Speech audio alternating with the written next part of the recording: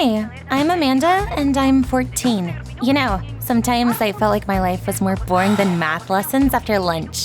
Really, nothing ever happened to me. That's why I watched TV shows all day long. I liked seeing love stories of beautiful people who fought, made up, and always went through some kind of drama. My best friend Lizzie was also crazy about TV shows, but her taste was completely different. She was a fan of police procedurals. She was always telling me about evidence, ulterior motives, and investigations. We often argued about what was actually more interesting, love or secrets. But it was all just for fun, at least until my own life turned into some kind of weird detective story. One day, I woke up and realized that something was wrong. Usually, Mom was in the kitchen at the time, making coffee and scolding me for oversleeping. But she wasn't there that day. Where's Mom? She left on a business trip. Mom had never left so suddenly before, but Dad looked so calm that I decided to just wait and see.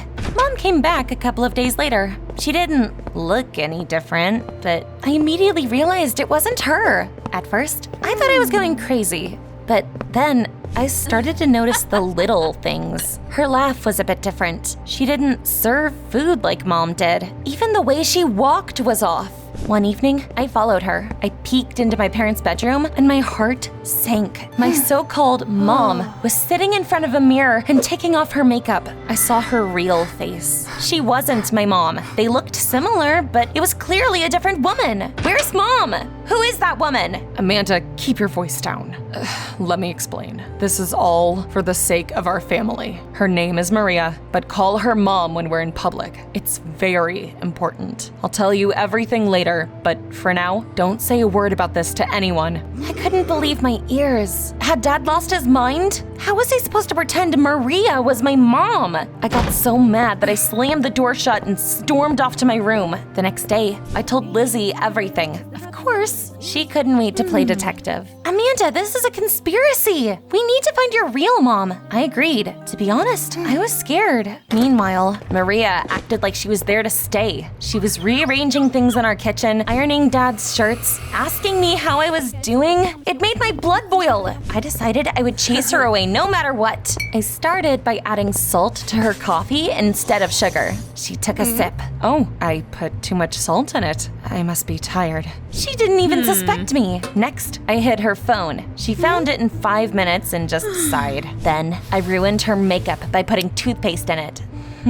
That's weird. Maybe it expired. Finally, I deliberately spilled a plate of pasta on her. She just smiled and left to change clothes. What kind of person was she? My real mom would have given me the scolding of a lifetime, but Maria was patient like an angel. One day, our family went to the mall. That meant Maria came too.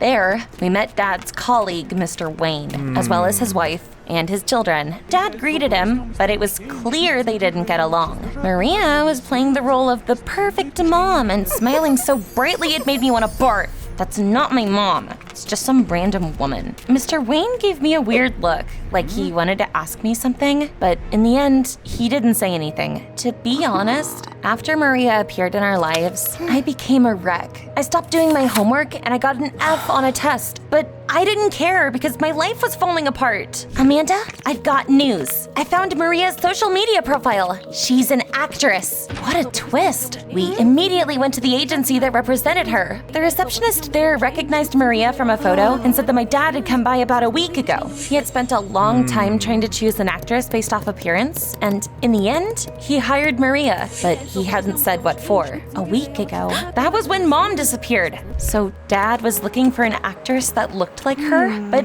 why? Listen, I'm gonna take this case seriously. I have a stepmother too, you know, and I still haven't accepted her. The next day, Dad surprised me again. I have an election debate in an hour. Amanda, you're coming with Maria and I. We need to show people that we're a happy family. A happy family? Seriously?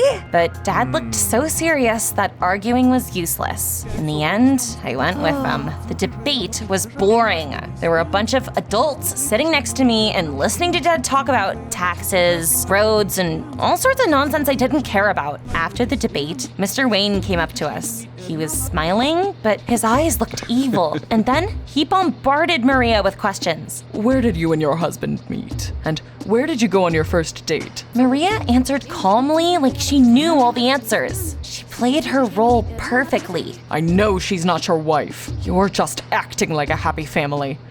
I'll prove it. Dad turned purple. You're just jealous, Wayne. You want to take my place. They started to argue in front of everyone, and I stood next to them, wishing I could sink through the floor. My stomach was in knots because I was the one who told Wayne about Maria, and now he was using that knowledge against Dad. The next day, Dad said, We're going to Mr. Kurosawa's place for dinner tonight. He's my business partner. He's a very important person. Do I have to come? Kurosawa only trusts people who have a family. He once invested money in a bachelor, and that guy lost it all and ran away. Now, he only does business with family people. Is that why you did all this? This is for everyone's sake, both our families and the city's. For the first time, I realized that perhaps Dad wasn't crazy and was doing it all for us. I agreed to come. The dinner at Mr. Kurosawa's place went all right. Maria kept smiling and telling stories, and I played along as best I could. Kurosawa seemed pleased. Dad said afterward that I did great. At school, Lizzie told me some news. Listen, I know where your mom is. She went to the neighboring state, but I'm not sure why or what her address is. Was it her decision to leave? Or did someone make her? I didn't know what to think. I was walking home after school when I saw Mr. Wayne. Amanda, last time you told me Maria wasn't your real mom. What did you mean by that? Tell me everything. I was joking. You misunderstood. Joking? Fine. I'll ruin your father's plans anyway. I stood there, feeling like everything was getting worse because of me. That evening, Dad went to an important meeting. Maria and I were home alone. She was sitting in an armchair, smiling and watching a TV show. Like everything was completely normal.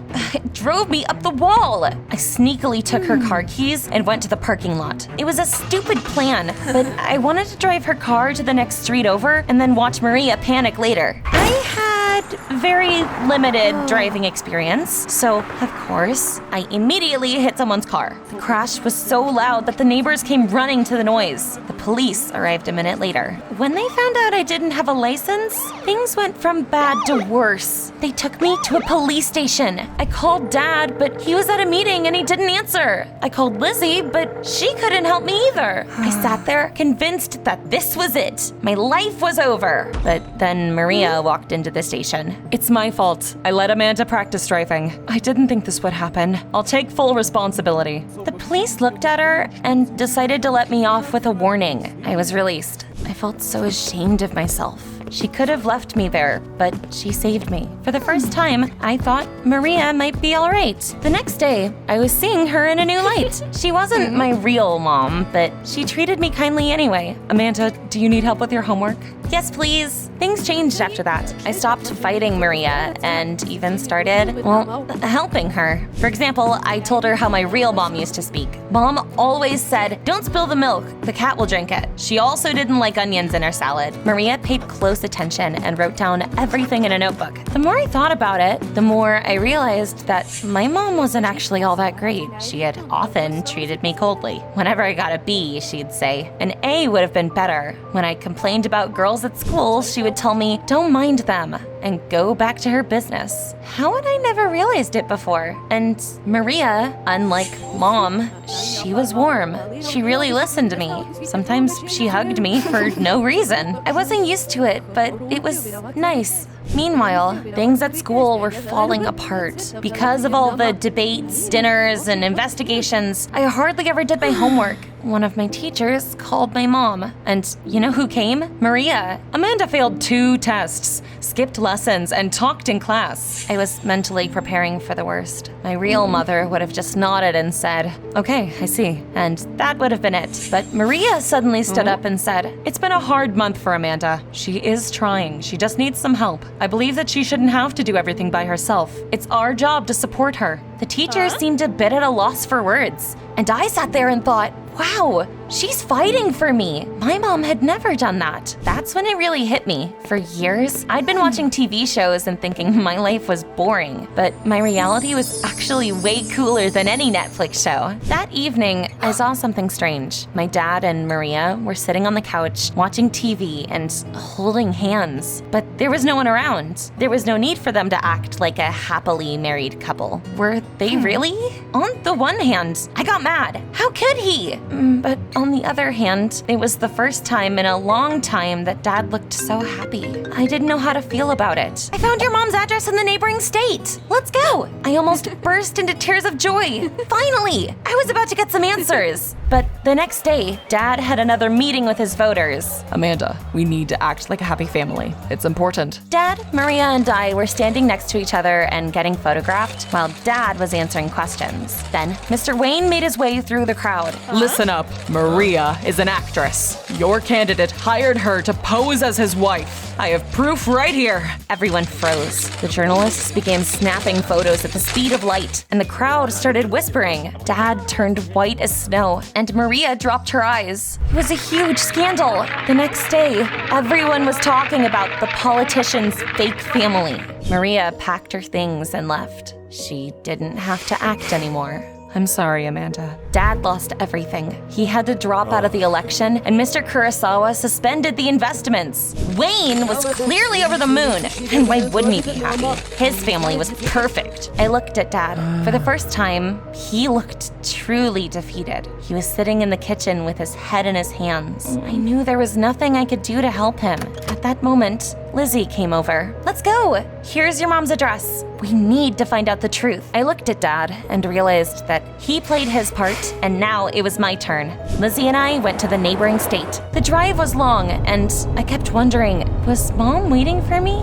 What if it was all a misunderstanding? But when I knocked on the door and Mom opened it, I immediately realized that it wasn't. She looked happy, and there was a man with her. Mom, what's going on? It was my decision to leave. I knew that your father was working on an important project, but I didn't care. I'm sorry, but I never loved our family. I was frozen. It felt like I'd fallen into an abyss. But then I thought, this makes sense. Dad hadn't betrayed me, and Maria hadn't forced herself into my life. It was Mom who had chosen to leave. This whole time, I had been deceiving myself because I refused to face reality. When Lizzie and I returned home, I noticed that Dad looked like he'd aged. He was sitting in the kitchen with a cup of coffee and looking at Maria's photo on his phone. I realized that if he didn't get her back, he'd become depressed. The problem was, I didn't know how to find her. First, I went to the acting agency Lizzie and I had visited before. Could you tell me Maria's home address? Sorry, but we do not disclose our actor's personal information. It was all Wayne's fault. If he'd kept his mouth shut, they wouldn't have been so suspicious. Please help me find Maria.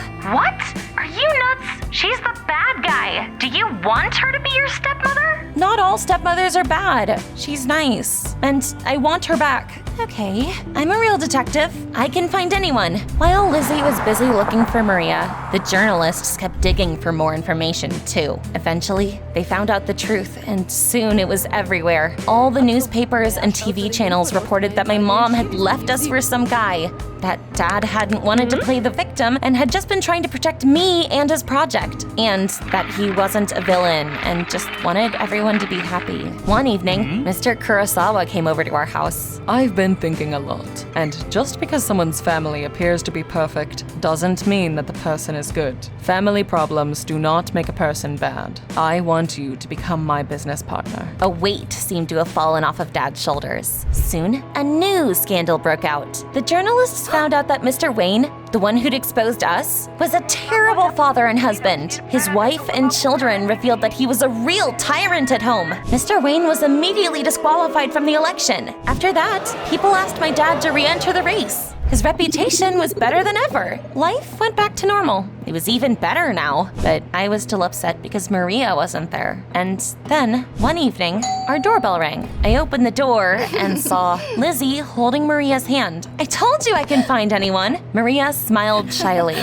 Dad saw her and said only one word. Stay. I can't promise I'll call you Mom, but we're definitely gonna be friends. With a laugh, Maria hugged me. You know, I realized something important. I'd always thought that the most interesting stories only happen on TV, but those are fake. The script can be rewritten. The actors get to have another take. But in life, everything is real. Things can hurt and scare us or bring us joy. We only get one shot at it. And a family is not a perfect picture for other people to admire. The people who stay with you, even when everything is falling apart, that's your family. Real life turned out to be much cooler than any TV show.